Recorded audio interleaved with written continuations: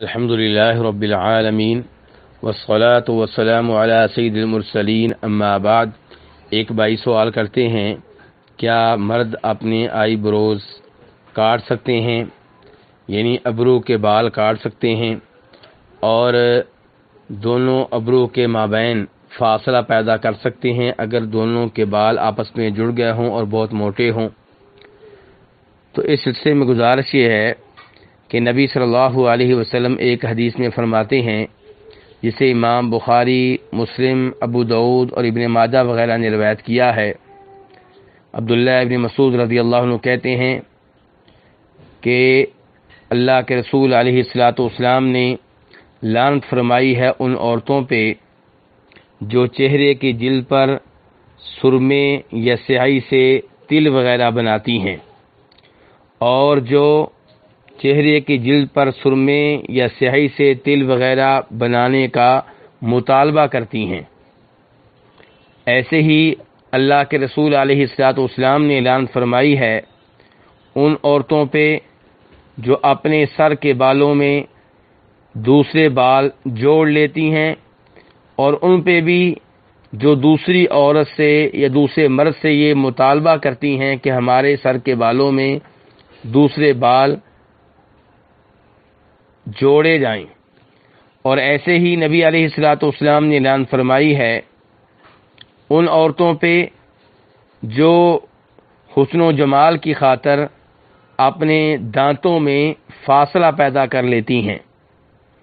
ایسے ہی آپ نے اعلان فرمائی ہے ان عورتوں پہ جو ابرو کے بال کاٹتی ہیں یا اکھیڑ لیتی ہیں یا کسی سے یہ مطالبہ کرتی ہیں کہ ہماری ابرو کے بال اکھیڑے جائیں۔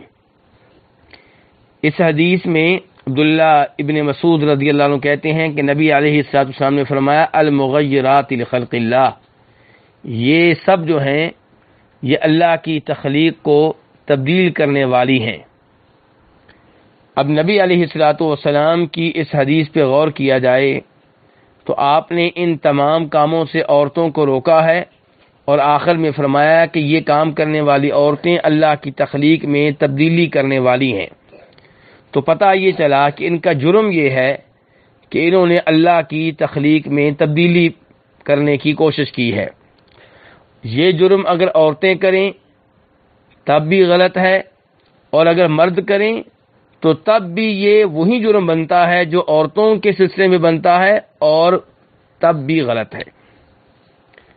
تو اس سے پتہ چلا کہ یہ کام عورتیں کریں یا مرد کریں یہ کام غلط ہے اور اس سے دور رہنا ہوگا۔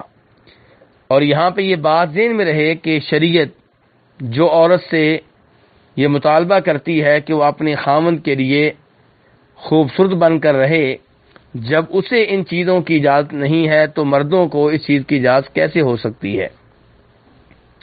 اور شریعت نے، نبی علیہ السلام نے یہاں پہ الفاظ وہ استعمال کیے ہیں جو عورتوں کے لیے ہیں، کیونکہ عام طور پہ یہ کام اور یہ خلاف ورزیاں عورتیں کرتی ہیں، ورنہ یہ کام مردوں کے لیے بھی ممنوع ہے جیسے یہ کام عورتوں کے لیے ممنوع ہے۔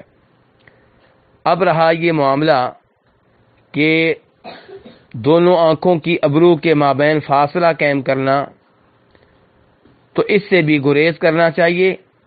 ہاں، اگر ابرو کا کوئی بال آنکھوں میں پڑ رہا ہو تو اس بال کو کاٹا جا سکتا ہے، کیونکہ یہ مجبوری ہے۔ واللہ تعالی اعلم۔